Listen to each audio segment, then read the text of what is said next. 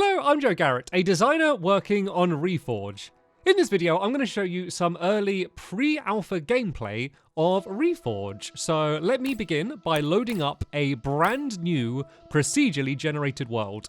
And I'm going to begin by playing in survival mode, and I'll show you how the game is at the moment. But do be aware, as I said, this is a very early version of the game, and we're in rapid development, so every single week what the game is changing as we improve things and add more features. But here we go. This is my brand new world, which has just been created. So, as you can probably tell, the world conforms to a voxel grid. But that doesn't mean that everything in the world is made out of blocks. We have all of these different shapes, and so we call them elements, not blocks. And there's over 600 different shapes that can generate inside of the world, and the players will be able to sculpt elements to create these as well. And I'll show a little bit more of that later on. But yeah, this is the world. It's pretty big. It is 4 kilometers squared and 256 elements tall. So you can build quite high and dig quite deep as well. And the other thing about the world is it loops, which means if you keep going in one direction for long enough, you'll end up right back to where you started again, which is really cool. And you also begin the game with a wingsuit, which I can use to fly around the world. So at the moment, you always have this available to you, but in the future, it's something that you're going to have to work towards and craft in order to be able to fly around the world. The world isn't infinite, but in a future update, we are going to add gateways, which will allow players to build gateways to travel seamlessly to new worlds and keep exploring that way and finding new resources. So you're not limited by just the size of the world you're in at the moment. I also have noticed that there's a few of the mobs wandering around the place. Let's see if I can find one. Oh, here's one right in front of me. I thought it was a flower for a second. So yeah, this is a kibi, which is one of the new mobs that we've added to the game. And their best use at the moment, is a bit of a sad one, is you can just kill them. And then you will get, probably what you expect, you will get meat from them, but also this other mysterious substance called aura. And so aura is something that you'll be able to collect from pretty much all living things in the world. It's kind of like the life force of Reforj.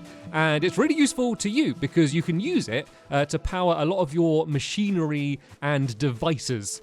So gathering as much of that as you can is really important. I can also get some from here. This is an aura berry bush as well. So if I take this and eat it, I'll be able to grab a little bit more aura as well. You can see in the top right of the screen exactly how much aura I have, and there are other methods to get even more aura if you need a lot of it. But anyway, this is a survival game, so one of the most important things you want to do is gather some resources. So let's go and gather some of these logs, which I can craft into timber, and they will come in useful later on, no doubt.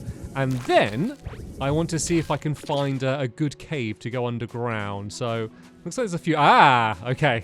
This looks like we've got lucky and we've already found a good cave. And as you can see, the caves are very dark. If you don't have a light source, you can basically not see anything at all, which means it's really important to prepare before going deep into a cave. So what I'm looking for is that, which is right above me there. So tell you what, let's glide down here. There's a bit of light here from the mushroom, and you can see they actually have coloured lighting as well. So because this is a yellow mushroom, it's giving a nice yellow glow. But if I went to pick up that mushroom, it would lose its glow. So I can't use that as a light source. I want to make some torches. So the thing I am building up towards to grab here is a new material in the world of Reforj, which is called noble glass. And noble glass is really unique because it allows you to contain aura. So aura is a pretty volatile substance. And look, there was some right down here the whole time that I completely missed. Yeah, so basically, think of it like oil and water. It just doesn't mix very well, and so it's not like it's a really strong material. It's just really good for containing aura. So any of the machinery and devices that will hold a lot of aura in will probably be made using noble glass. So what I can do is I can use that to make some aura torches. So I'm going to make some oak timber, then I'm going to make that into sticks, and then I can now go and craft some aura torches. So this is basically just a tiny little single piece of aura inside a bit of noble glass on the end of a stick. So this is kind of the most basic thing that you can use to light up the caves. So yeah, these will be helpful while going and exploring what looks to be like a pretty big twisting caverns. It's very easy to get lost inside of these caves, but I really enjoy exploring them. And there are a lot of other ores that you'll be able to find down in these caves. But at the moment, in this early version of the game, and I think there's some lava down here. I can see an ominous red glow, and I don't know how far I'm dropping. Oh yeah, there is some lava there. So yeah, there are other ores that you can find down in these caves. They're mostly just aesthetic for now. So they're mostly just things that you can use to build out of. But eventually, as we add more kind of machinery and devices, it's going to be really important to go mining to gather up as many ores as you can. We also have some tools that are specifically designed to make mining easier. So I'm going to show you something called the 3-column mining tool. So I can use this radial wheel by holding B, and then I can select this. And basically what it allows me to do is break 3 elements at a time. So you can see I'm here holding the right trigger and then moving forward, and I can use it to very easily dig a tunnel rather than having to do them all individually. And then I can also use them to go up and down. So you can see the way the UI changes. So if I did it like that, it would then start mining down. And what it's actually doing here is it's not just breaking the elements. You can see it's actually creating a slope as well underneath and on the top as well. So you're not going to be banging your head as you go down. And I can do the same to make it go up as well. So if I go and hold right trigger here, it will go up like this. And I could even, if I wanted to, go and do a right angle like this, and you'll see it will actually sculpt naturally here, so you have a perfectly smooth slope to go up and down. So this is really useful for if you need to tunnel up and down to the surface, if you don't want to dig straight up and down, so you can make an easy ramp. I also like using it for gathering a huge amount of materials as well. It's just a little bit, makes it a little bit less laborious when you need to gather up huge amounts of materials. And what have I found here? I think this is some gold, I believe I've been able to find. Yes, I found a gold nugget, which I could process to make a big gold block element if I wanted to. But anyway, so this is kind of showing you how caves are at the moment. I'm going to tunnel back up to the surface, and then I'm going to show you some more of the building tools.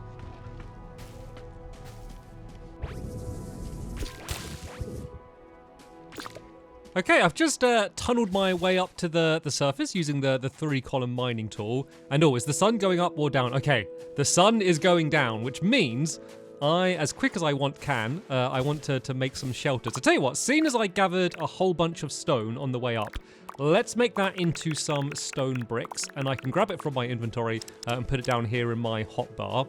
And let's see if I can make myself a shelter. So a lot of work has gone into the building mechanics to make it as quick and seamless as possible. So you can see that I can here hold the left trigger, and I can just move to place rows like this. So there we go. I got my lovely stone base. Tell you what, let's go and cut down a bit more wood just so I don't make this building completely horrific, and I can show you a few more of the building tools. So let's go and cut down this rather twisty tree. So you can see the tree is actually made out of columns. The trunk is actually a very rounded trunk, and so when I break the elements, which I'm using my bracer to do that, and we're going to speak a little bit more about the bracer in the future and how it's powered and how it's able to do all of these wondrous things. But yeah, so now I've cut down some more trees. Let's make some more oak timber. So I can do craft all just to make a whole bunch of that. Already got it in my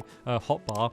And so yeah, one of the things that is really handy for building is that you can actually place elements on sides that you can't see. So here, if I wanted to place an element on top of here, I don't need to go up here to jump up to do it. I can just stay on the ground like this and then hold left trigger and build along like this. And I could go even higher if I wanted to, and I think I could go even higher again as well. It just means that you don't have to build a whole load of scaffolding around everything that you're building quite so much. And then the other thing is we have a whole load of tools, different sculpting tools we can use. So for example, I could use this stair tool and go along here just to add a bit more detail. And I could do that in different orientations. So if I sculpt it again, I'll destroy it. Then I could place this down, and maybe I want to do the edges like this and kind of do these sort of sideways stairs like that. And place it down there like that. And then say this wall, I think it looks too thick. So I could sculpt with the slab tool to do some vertical slabs. And then this way, I could have a much thinner wall like this. And then, of course, we have all of the different slopes that you could make as well. So let's say I don't want to have a square doorway. I want to have a rounded doorway. So I could go and use this tool like this and break that away. Maybe do more stone there like that. And then, let's do the same on this side so it matches, and do it like that. And then I've now got a round opening. I don't have enough stone to do on the top, so I'll just use sandstone like that. And so, yeah, I can now have a round doorway or a round window. And so these are the tools that players that join the Pioneer program will get immediately. This is the first set of tools we have. As you can see, we already have a few spaces for new ones that we're going to add. And we're going to continue adding these as we continue to update the game, so players can make all sorts of different shapes and just have other functions available to them. So yeah, my house is looking pretty horrific at the moment, and I don't have the resources to finish it. So I think this is a good time to maybe switch over to creative mode. So I can do that by going to world settings and switching that to creative. And this means that I now have all of these different materials available to me to build out of, and I can also fly. And it also changes the way that building works a little bit. So now, when I move in a direction, I'm locked in that axis. And it means that I can move back and forth really easily like this without making any mistakes. And I can do that in all sorts of directions. So if I want to build forward, I can just do it like this. And I could even build diagonally. So if I kind of show you here, if I build up and I want to go diagonally, I can do this. And once again, I'm locked into an axis. So I'm not really accurate with the analog stick. It's just really easy to keep going. And then say if I wanted to make a big platform here, I can just hold left trigger and go back and forth and not need to worry about stopping building and changing directions like this. I could go forward as well. And I could do this when I'm on the ground as well. It's not just when flying. So I could go and keep building ahead of me to use it as a traversal tool as well. The other thing that creative mode does is it makes sculpting instant. So say if I wanted all of this to be sloped, it's not going to take ages for me to go through and change them all, because I can once again now hold the right trigger and sculpt them all in a row here. And I could even do that going diagonally, believe it or not, to make a big weird slope like this going across like that. So it means it's very quick and easy to build large structures in creative mode. Actually, seeing as it's become nighttime, this might be a good time for me to have a little fly over the world and see if I can find one of the other mobs we have in the games. And oh, I found 3 of them all together. These are the Tunneler Scouts. And you know what? I'm going to have a little bit of the cooked meat that I gathered earlier because I got a bit hurt in the cave. And these are a little bit more tricky to deal with. Luckily, they're not going to be too threatening towards me right now. And that is because I don't have any aura. And so these guys really like aura and want to collect as much as I can. So if I don't have any, they will leave me alone. But the more aura I have, the more aggressive they will be towards me. And because I've just started this world and I don't have much aura, it's not much of a worry at the moment, but most players by this point would have gathered a whole bunch of aura, and as I say, the more that I have, the more aggressive they're going to be towards me. So tell you what, let's go and get a few sources of aura. There's also an element that you can find mining called aurium, which is a really good way to get a whole bunch of aura when you're down mining in a cave. But let's go and get a few more of these aura berries so I can go and get up my aura. And then let me show you how you fight these Tunneler Scouts, because it's quite a unique way to fight them. So I now have 12, so they're not going to be crazy aggressive towards me, but they will definitely notice me now. I've just rung the dinner bell for them, essentially, and just let them know that I am a source of aura. So they're probably going to be a little bit more aggressive towards me. So what I want to do is I want to bait it into rolling into an element, and there we go. Then that exposes its belly, and then now I can get some hits in on it. and then I can back off and wait to try and do it again. And as you can see, it can tunnel under the ground, it lives up to its name, and then can try and get a different position to try and go after me. But this one's weak, so I reckon 1 or 2 more hits should do it. And yeah, it's going for me. There we go, I've knocked it onto its belly, and there we go, I've taken it out. And because they collect up a whole load of aura, it means they drop a lot of aura, and I've instantly gone up to 30. So they're definitely worth taking out when you see them, but they're also quite difficult to take out. So I'm going to go and run away from them and go back to the safety of my partially built shelter. But yeah, so that's a little overview of kind of the game as it is. I've not shown you everything. There is a little bit more to discover, but as I mentioned, we're going to be continuing adding more features and developing it further. But what I want to do now is actually switch over to show you some of the editor tools. And so these are tools that are in the engine, but they're not in the base game yet. But they'll give a good example of some of the features that we might be adding in the future, and also show a little bit more about the Elements engine, which is the tech that Reforj is running on. These are the terrain tools. They enable me to raise and lower the surface of the world. I can also effortlessly flatten huge areas and smooth the edges to make them appear more natural. This is the Weapon Test tool. It allows me to trigger explosions across the landscape. Watch how the debris falls and bounces off the elements. I don't need to worry about making too much of a mess, as we have a revert tool that allows me to restore the landscape to its original state. The engine can do this as it only saves changes made to the world. This means it always knows how the world used to be, and it helps keep file sizes small. I have some other tools that will allow me to turn my lovely home into a complete village.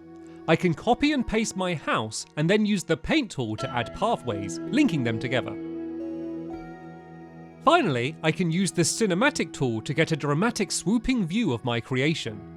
We use this tool when creating video content about Reforj, but it will also be invaluable to content creators once we get it into their hands. The world you're looking at now was built by a couple of expert builders at Forge Studios. It is a recreation of part of the city of Dundee. You can see how the many shapes can be used to create various forms of architecture. We are ensuring that we have a wide variety of elements and materials so players are free to build in whatever settings and styles they wish. The file for this entire world is only 4 megabytes. I hope you enjoyed this early look at Reforj. To stay up to date with its development and to be the first to hear when you can play it for yourself, make sure you join the Reforj Discord. Thanks for watching the video. Bye!